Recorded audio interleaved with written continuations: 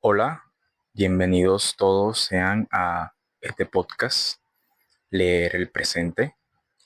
Mi nombre es Javier Manjarres y aquí en este espacio las noticias no terminan en el titular, más bien empiezan cuando las leemos con contexto.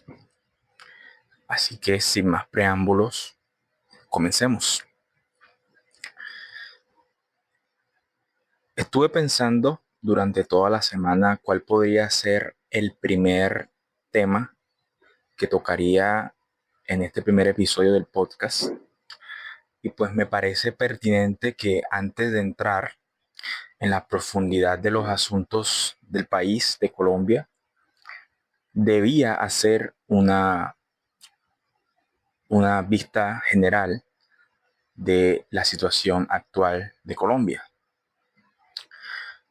El reciente choque en las urnas entre la derecha y la izquierda en este país nos dejaron, a mi juicio, una radiografía muy clara que me parece pertinente utilizarla como ejemplo para mi análisis.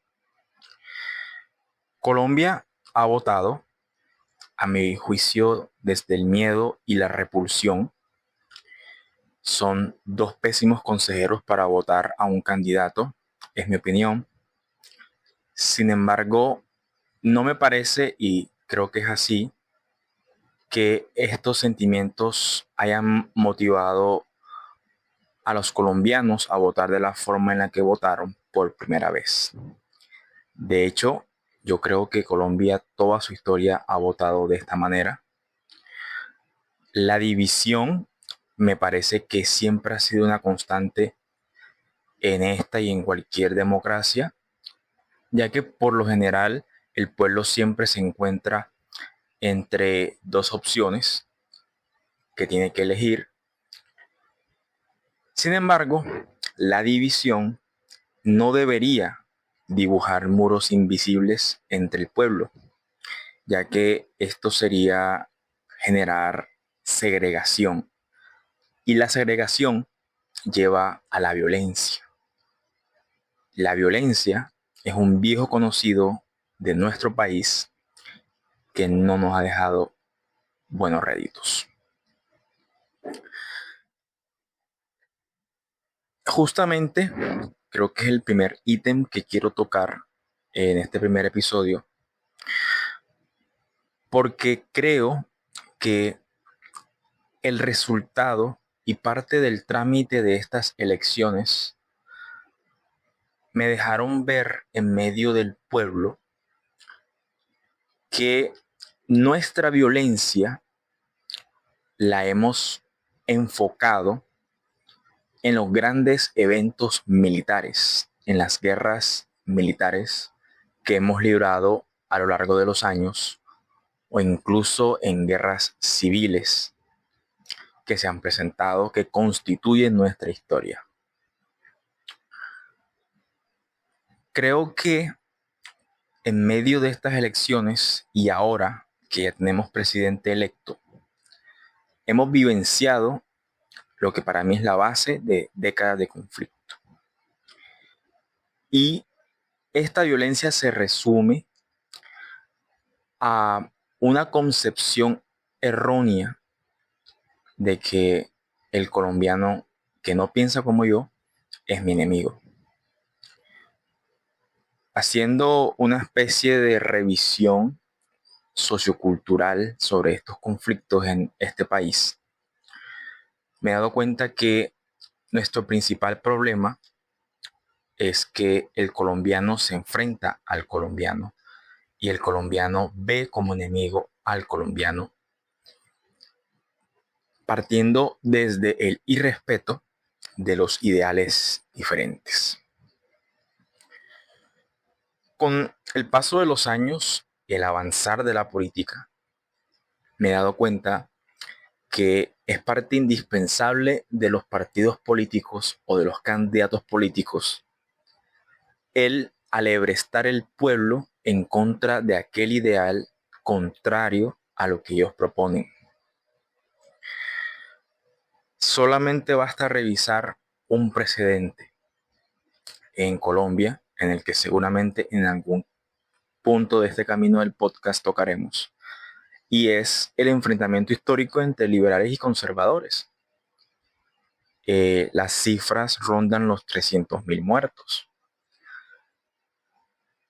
Y allí no hubo un motivo o un enemigo externo. El enemigo era interno.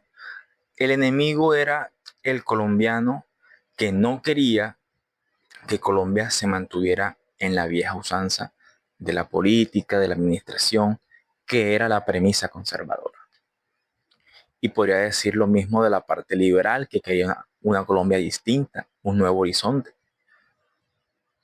La intolerancia nos ha marcado y nos ha llevado a tomar decisiones erradas como sociedad colombiana y nos ha demostrado que a pesar de que utilizamos la palabra democracia, esta no hace parte de nuestro diario vivir ni es un valor intrínseco y respetable en nuestro pueblo. Creo que el colombiano necesita entender que la historia de su país no necesita ser escrita con su propia sangre. Mucho menos la historia de Colombia debe ser cargada por los gloriosos nombres de estos políticos que también se escriben con la sangre del pueblo. Como verán, no estoy hablando del conflicto armado con las guerrillas, ni el conflicto con el M-19, ni ningún tipo de enfrentamiento que Colombia haya llevado por medio de los llamados paramilitares, las guerrillas. Porque la verdad, me parece que eso solamente es un reflejo de lo que como sociedad hemos cultivado, mal cultivado, por décadas.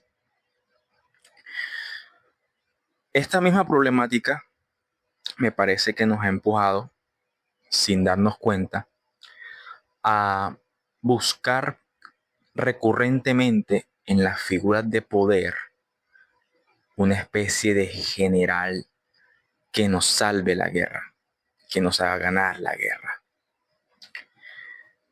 Y un presidente es mucho más que eso. En los años en los que un líder político era un general, por lo general el mundo estaba en guerras y en masacres desastrosas que no corresponden a la realidad del pueblo colombiano.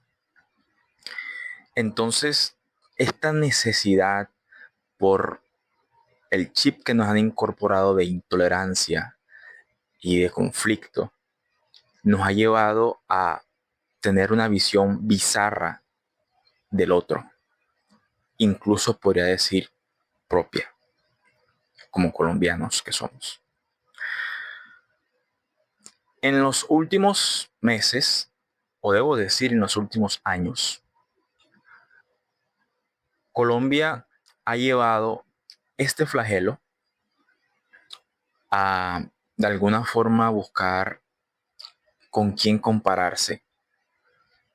Y por lo general las comparaciones que se hacen desde el prejuicio o desde la necesidad de algo terminan mal. Con el comentario que voy a hacer, no estoy criticando ni voy a irme en contra de esta nación que voy a mencionar, porque la he escuchado recientemente de una forma muy recurrente en los discursos de los defensores de la ultraderecha en Colombia. Mucha gente compara nuestro país y nuestra situación de violencia con lo que ha ocurrido a lo largo de los años en El Salvador, aquella isla centroamericana. El conflicto de El Salvador, por lo general, en su historia se resume a dos bandas o pandillas, los Salvatrucha y el Barrio 18. Un conflicto que empezó entre los 80 y los 90, que ha dejado cifras escabrosas de crímenes, delitos y de actos que atentan contra los derechos humanos de la población. Por muchos años, estos actos se marcaron por la impunidad de los mismos hasta que llegó el presidente Nayib Bukele y empezó a ejercer una cultura y una ideología de mano dura contra, contra estos pandilleros. El colombiano ha tomado como referencia esta estrategia y esa vivencia del pueblo salvadoreño para crearse la necesidad de un mandatario con esos ideales. Y justamente una parte del debate político se centra en ello y fue esa parte del debate político la que terminó mandando en las urnas. Colombia no es El Salvador. Y repito, no estoy denigrando ni atacando al pueblo salvadoreño. Colombia es un país 10 veces más grande que El Salvador. La población entera de El Salvador ni siquiera alcanza a superar la población de Bogotá, nuestra capital. Yo admiro el proceso que ha llevado el presidente Bukele en su país, el control y las estrategias que ha ejecutado para lograr vencer al principal enemigo de su país, la violencia, las pandillas. Pero Colombia no puede caer en una crisis de identidad que la lleve a buscar una figura que muy probablemente entre nosotros no existe. Porque Colombia tiene un pasado mucho más violento y más viejo en cuanto a violencia que El Salvador. Nosotros no podemos comparar la posibilidad de ejecutar cualquier estrategia en nombre de la seguridad como lo harían ellos. Somos un país 10 veces más grande en territorio, en población. Contamos con un ejército más robusto por obvias razones. Nuestros enemigos militares rondan los 23.000, 30.000 hombres. Nosotros superamos con creces ese número. Pero hay una diferencia que para mí es muy importante. La naturaleza del colombiano es muchísimo más violenta que la naturaleza del salvadoreño. En ese orden de ideas, me parece que como sociedad no vamos a estar nunca cerca de conseguir esos objetivos, porque tenemos que arreglar de raíz el odio y el desprecio que sentimos por el otro colombiano que no piensa como yo, que no está empuñando un arma y que no está en el monte. Porque esa es la verdadera violencia y es el origen de nuestra violencia. Y me apena decir que eso haya comenzado por defender movimientos políticos y defender a políticos históricamente que al final de cuentas no se iban a preocupar por el bienestar de ese colombiano, que nos iban a dar migajas, porque eso es lo que ha recibido Colombia a lo largo de su historia política y económica, migajas.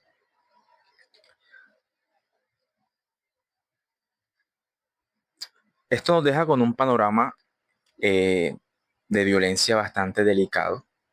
Digo delicado no tanto por la situación de la violencia como tal, sino porque, como ya lo mencioné, nos deja en evidencia de que el culpable y la raíz de este problema es el mismo conciudadano. No estoy eximiendo de culpas a los terroristas, a los guerrilleros, a los paramilitares que han cometido actos atroces. Son cosas que repudio. De hecho, yo pienso que el saliente gobierno tuvo una pésima gestión de su idea de paz, pero eso tampoco quita que nosotros los colombianos nos violentamos entre nosotros constantemente por ideas políticas. Y basta revisar redes sociales. No hay, no hay que buscar más pruebas. Entre a cualquier post político y vea cómo se amenazan, cómo se destripan, literalmente usan esos términos por políticos. Con este panorama, estas necesidades en el pueblo, para estas elecciones se levantaron técnicamente dos discursos, dos vertientes. La primera que quiero tocar fue el resurgimiento, el regreso de un viejo conocido, que es la derecha, esta vez mucho más inflado, incluso abanderada con el término ultraderecha, porque apareció con un discurso radical que al parecer apelaba a esa necesidad de seguridad del pueblo. La seguridad fue un aspecto que tomó más peso en la vida colombiana en el gobierno de Álvaro Uribe Vélez entre 2002 y 2010. Se le recuerda a este presidente porque casi acaba con las FARC y porque libró una batalla eh, exhaustiva para acabar con este grupo criminal. Abelardo de la Espriella, el candidato de esta ultraderecha, retomó esas premisas políticas con un discurso chocante, fuerte y en muchos tonos irrespetuoso en otras áreas del país, con con otros sectores. Pero él siempre fue claro: en mi gobierno no habrá impunidad y se acaban las concesiones y va a haber mano dura y no tengo que ver con que sea indio, blanco, negro, azul, amarillo, gay o no gay. Fueron palabras de él en diversas entrevistas. De materia laboral, poco. Eh, Su premisa laboral era básicamente que él reduciría impuestos a las empresas, las aliviaría en ciertos aspectos financieros para que tuvieran más aire para respirar y de esa forma, con empresas más ligeras, con menos responsabilidades encima y menos impuestos, se iba a generar más empleo. Una promesa que hizo fue que iba a erradicar el 4 por mil, que fue un impuesto que impuso Uribe, que entre comillas era momentáneo y pues lleva muchos años por ahí.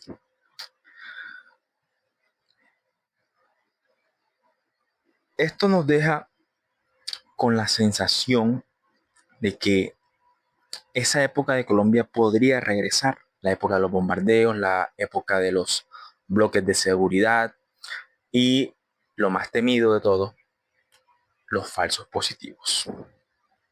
Todos son premisas, deducciones, miedos que se generan anticipadamente por el pasado.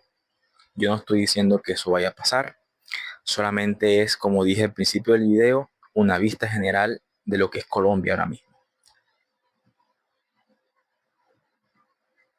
Lo que me parece muy curioso de la campaña de Abelardo de la Espriella era su constante necesidad de vender un fatalismo nacional. Como comunicador social, yo entiendo que manipular a las masas por medio de este discurso es muy importante para que ellos puedan creer en tus ideales. Tienes que pintarles el país que tus ideales necesitan. Y esa fue la idea de campaña durante todo el camino. Incluso es la hora y todavía siguen hablando de que Colombia está prácticamente en la ruina. En todos los aspectos que se puede imaginar, un país, estamos en la ruina. Por su parte, la contrapropuesta, el progresismo colombiano, que intentó continuar las ideas del actual presidente Gustavo Petro, representado por Iván Cepeda, tuvo para mí fallas funcionales, pero demostró que hay una gran población en nuestro país que cree que Colombia puede ser diferente, que cree que Colombia puede cambiar la inversión en seguridad, en balas y en armas por el fortalecimiento del campo, por ejemplo. El fortalecimiento del campesino, que fue siempre un olvidado por todos los gobiernos que han pisado la Casa Nariño. El campesino tuvo la oportunidad de ser escuchado con este gobierno saliente. Los precios de los alimentos en Colombia estuvieron mayormente bajando. Hubo una intervención del Estado para que se les facilitase la vida financiera a los campesinos. Esta propuesta de Iván Cepeda era contundentemente defensora del medio ambiente, fiel al gobierno saliente también, y pues eso siempre va a representar un peligro para los empresarios de este país que trabajan con petróleo, porque desde el gobierno de Petro el fracking estaba casi que extinto, y con el posible gobierno de Cepeda se iba a mantener de esa manera, cosa que Abelardo dijo que iba a ser a todo dar. En otro momento podemos hablar de los riesgos ambientales que eso puede representar. A mi juicio, parte de la declive del progresismo fue la paz total. Siento que el fracaso de la paz total de Gustavo Petro terminó llevándose al abismo a Iván Cepeda. Sin más, la propuesta de Cepeda era, resumidamente, continuar con las ideas del señor Gustavo Petro en materia económica. Había una premisa antes de que Petro tomara el poder de que nos íbamos a convertir en Venezuela, en Cuba, y realmente fuimos un país completamente abierto al comercio. La inversión extranjera aumentó en Colombia, las empresas siguieron creciendo, aunque quieran hacer creer que no. Los salarios fueron más dignos. Iván Cepeda iba a respetar eso. La educación gratuita para los jóvenes universitarios se iba a mantener. Hoy día, con el gobierno de la Espriella, que fue el que ganó, está en suspenso. La política de inclusión de Iván Cepeda era muy clara. Había que fortalecer este tipo de diálogos y los derechos de quienes, digámoslo, no hacen parte de la base popular de lo que es los sexos, masculino y femenino. Cosa que no cayó muy bien en cierto sector. Tendrán sus razones, lo supongo. Iván Cepeda planteaba una conversación intelectual, una conversación lenta, pausada, un país pensante, un país de jóvenes intelectuales, naturalmente es normal viniendo de un filósofo. Y pues aquí hago un paréntesis, nunca hubo debate presidencial. Primera vez en la historia. Creo que a la final lo que terminó demostrado era un poco lo que hablaba al principio, y es que Colombia votó desde el miedo y la repulsión. El fracaso de la paz total, lo menciono por tercera vez, le tengo que hacer un capítulo de eso sí o sí, dejó a mucha gente inconforme. Yo incluso estoy dentro de esa lista, a pesar de ser más partidario de Petro que de la derecha. La gestión de la paz total fue nefasta. Petro le dio mucha libertad a los grupos armados y eso en un país como Colombia no se puede hacer. Hicieron todo lo que quisieron, aterrorizaron a todos los territorios que ellos quisieron sin oposición. Y eso le dio fuerza al discurso de Abelardo, que ya lo dijo, va por todo y todos. Y bueno, eso deja a Colombia en el mismo lugar de tantos años, en el conflicto, en las guerras. Y aunque muchos piensen que eso es bueno, es una satisfacción, nos está llevando hacia atrás. Sin embargo, lejos de todas estas posturas, yo me detengo a analizar cómo estos bandos de colombianos han sido instrumentalizados para oficiar como militantes de una guerra ideológica. Esta guerra ideológica, como su palabra lo dice, guerra, ha reforzado nuestra violencia. El pueblo es vulnerable porque nos utilizan como piezas y nos hacen creer que somos el centro del debate, como una forma de manipulación, porque saben que parte de la política colombiana es odio, no propuestas ni plan de gobierno, sino odio. En el fondo, siempre va a haber hambre de sangre y balas en nuestro país, que muchas veces se transforman en palabras y calificativos violentos. Cuando al final de esta historia solo quedan las tumbas y los lamentos, y yo espero que no tenga que ocurrir esto en una escala grave para detenernos y darnos cuenta de que, de que el pueblo somos nosotros, de que la grandeza de Colombia está en el colombiano. La grandeza de Colombia no la va a traer o a rescatar un candidato político, sea de derecha o sea de izquierda. La grandeza de Colombia es el colombiano, que debe tener sentido de pertenencia por su país y no olvidarse en ese proceso de ser respetuoso, tolerante y de entender que la democracia es todos tenemos la oportunidad y todos tenemos una opinión que hay que respetar. El pueblo es su peor enemigo ahora mismo, no el ELN, no las disidencias de la FARC ni los paramilitares, es el pueblo.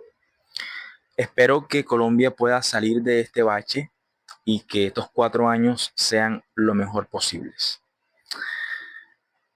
Yo seguiré haciendo periodismo, preguntando, cuestionando a la derecha, a la izquierda, al centro y a quien se ponga enfrente. Tú como colombiano o oyente tienes también derecho a opinar y a mí me gustaría saber tú qué piensas. Puedes dejar un comentario aquí en Spotify o puedes ir a seguirme en mis redes sociales. Espero que haya sido un momento por lo menos agradable, que te haya gustado lo que te compartí. Sígueme, suscríbete y nos vemos en una próxima ocasión.